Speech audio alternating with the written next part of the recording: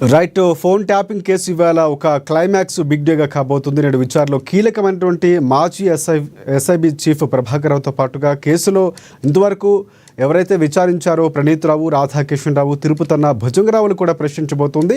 ఎవరి ఆదేశాల మేరకు మొత్తం వ్యవహారం జరిగింది, 42 హార్డ్ డిస్కులను ఎందుకు ధ్వంసం చేసి వాటి స్థానంలో కొత్తవి పెట్టారు, సో ఇంతమంది ఫోన్ ట్యాపింగ్స్ ఎందుకు చేయాల్సి వచ్చింది, ఎవరు ఆదేశిస్తే చేశారు, ఈ అంశాలను కూడా ప్రధానంగా ప్రశ్నలు ముందుకు రాబోతున్నాయి. సో ఇదే అంశానికి సంబంధించి పూర్తి అప్డేట్స్ అందించేందుకు నా ప్రతినిధి హరీష్ మనకు లైవ్లో సిద్ధంగా ఉన్నారు. హరీష్, చెప్పండి, ఒక క్లైమాక్స్కి వచ్చినట్టు అనుకోవచ్చు. ఆ ఫోన్ ట్యాపింగ్ వ్యవహారం చాలా కీలకం కాబోతుంది. విడివిడిగా అందరినీ ప్రశ్నించారు, వరుసగా ప్రభాకర్ రావును కూడా పిలిచినటువంటి పరిస్థితి ఉంది. ఇప్పుడు ఇంతమందిని ఒకేసారి ప్రశ్నించడం ఏ విధంగా ప్రశ్నలు ఉండబోతున్నాయి, ఎలా విచారించబోతున్నారు, అప్డేట్స్ ఏంటి? రైట్ రాజశేఖర్, ఫోన్ ట్యాపింగ్ సంబంధించి కూడా కీలక పరిణామం చేసుకోబోతుంది. ఈ రోజుకు సంబంధించి కూడా నిందితులుగా ఉన్న ఐదుగురికి సంబంధించి కూడా ఒకేసారిగా విచారణ చేయబోతా ఉన్నారు. మరొక వైపు దీంట్లో సాక్షిగా వాంగ్మూలం ఇచ్చేందుకు పిసిసి చీఫ్ మహేష్ కుమార్ గౌడ్ సంబంధించి కూడా ఆయన ఏదైతే వాంగ్మూలం ఇవ్వాలి ఫోన్ ట్యాపింగ్ సంబంధించి కూడా ఎన్నికల ముందు పిసిసిగా అప్పుడు వర్కింగ్ ప్రెసిడెంట్గా కొనసాగిన మహేష్ కుమార్ గౌడ్ సంబంధించిన ఆ ఫోన్ కూడా ట్యాపింగ్ అయినట్టుగా కూడా గుర్తించడం జరిగింది. ఆయన పదే ఈ అంశానికి సంబంధించి కూడా ప్రస్తావించి వచ్చారు. అయితే ఈ అంశంలో పిసిసి చీఫ్ మహేష్ కుమార్కి సంబంధించి తమ వాంగ్మూలం ఇవ్వాలని కూడా ఏసీపీ సూచన చేసింది. సూచనలో భాగంగా ఇప్పుడు పిసిసి చీఫ్ మహేష్ కుమార్ గౌడ్ సంబంధించి కూడా జూబ్లీ హిల్స్లోని ఏదైతే ఏసీపీ కార్యాలయానికి వచ్చారు. ఇక దీంట్లో పిసిసి చీఫ్ స్టేట్మెంట్ రికార్డు చేయబోతా ఉన్నారు. ఎప్పటి నుంచి తన ఫోను ట్యాపింగ్గా గుర్తించారు, ఎందుకు ట్యాపింగ్ చేయవలసి వచ్చింది అనే దానిపైన కూడా పూర్తిగా ఈరోజు ఆయన ఏదైతే ఏసీపీకి స్టేట్మెంట్ కూడా ఇవ్వనున్న నేపథ్యం అయితే కనిపిస్తుంది. దీంట్లో ఇక ప్రధానంగా ఈరోజు బిగ్ డే అని చెప్పవచ్చు. ఎందుకంటే దీంట్లో A1గా ఉన్న ప్రభాకర్ రావుకు సంబంధించి కావచ్చు, A2గా ఉన్న మాజీ డిఎస్పీ ప్రణీత్ రావు, అలాగే రాధాకిషన్ రావు, తిరుపతన్న, భుజంగరావులకు సంబంధించి కూడా ఈరోజు ఒకేసారిగా ఈరోజు వీళ్ళను ఐదుగురిని విచారణ చేయబోతా ఉన్నది. ప్రధానంగా మొన్న ఏదైతే ఒక్కొక్కరిగా ఇప్పటికే పలుమార్లు వీళ్ళను ఒక్కొక్కరిగా విచారణ జరిపించిన ఏసీబీ ఏదైతే సిట్టు అధికారులు ఇప్పుడు ఈ రోజుకు సంబంధించి అంటే దీంట్లో ఉన్న కీలకంగా ఉన్న సంబంధించి ప్రభాకర్ రావుకు సంబంధించిన మొన్న స్టేట్మెంట్లో ఆయన జవాబులకు సంబంధించి కూడా సిట్టు అధికారులు పలు అనుమానాలకు లేవనెత్తినది. దాంట్లో ప్రణీత్ రావుకు సంబంధించి కావచ్చు, రాధాకిషన్ రావుకు సంబంధించి, భుజంగరావుకు సంబంధించిన స్టేట్మెంట్ ఆధారంగా ఈరోజు అయితే ఆధారంగా మొన్న ప్రభాకర్ రావుకు సంబంధించి కూడా విచారణలో అధికారులు పూర్తిగా దీనికి సంబంధించి కూడా స్టేట్మెంట్ ఆధారంగా విచారణ చేశారు.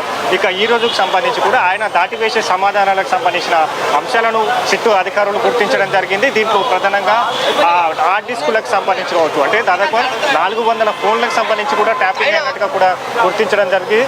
దీంట్లో హార్డ్ డిస్కులకు సంబంధించి ఎందుకు ధ్వంసం చేయవలసి వచ్చింది, హార్డ్ డిస్కులకు సంబంధించి కూడా మూసీ నదిలో పారడానికి గల కారణాలు కావచ్చు,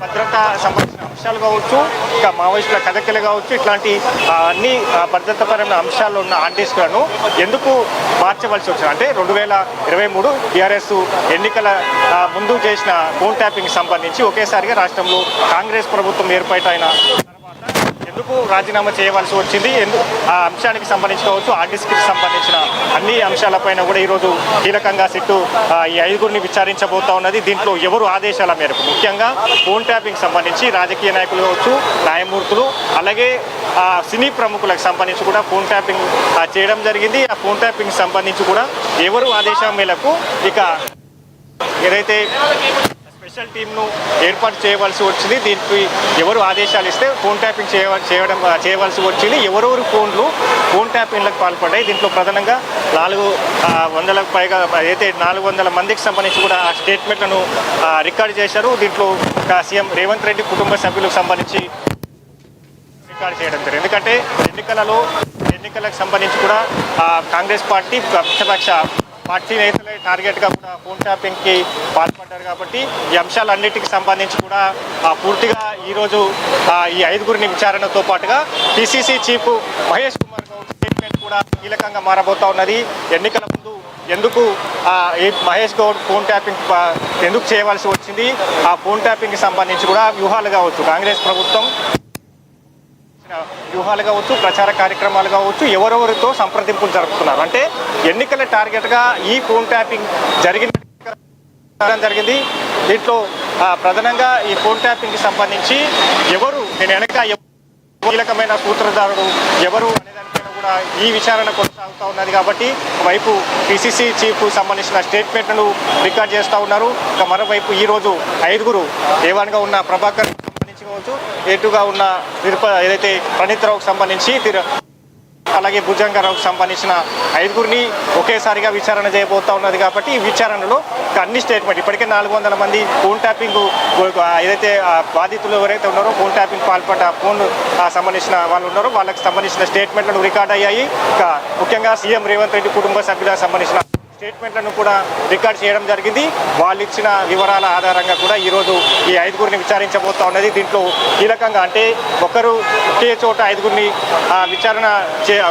5 విచారిస్తున్న నేపథ్యంలో, ఎందుకంటే మొన్న వరకు దాటివేత సమాధానాలు చెప్పాడు ప్రభాకర్ రావు. దాంట్లో నాకు తెలియదు, గుర్తు లేదు, దానికి సంబంధం లేదు, పై అధికారులను సంప్రదించండి, వాళ్ళను విచారణ చేయాలని. అంటే ఇట్లాంటి అన్నీ కూడా దాటివేత సమాధానాలు చెప్తా ఉన్నారు. కాబట్టి దీంట్లో ఇచ్చిన స్టేట్మెంట్కి సంబంధించి వాళ్ళు ప్రణీత్ రావు, రాధాకృష్ణరావు ఇచ్చిన స్టేట్మెంట్లకు సంబంధించి కూడా ఈ 5 ఇచ్చిన స్టేట్మెంట్లు అంటే వాళ్ళు ఏ విధమైన దానికి సమాధానాలు చెప్పారో ఆ అన్ని అంశాలకు సంబంధించి కూడా వాళ్ళ ముందే ఈరోజు ఏవన్గా ఉన్న ప్రభాకర్ కూడా సిట్టు మరోసారి కురిపించబోతా ఉన్నది. రైట్ ప్రధానంగా హరీష్ చాలా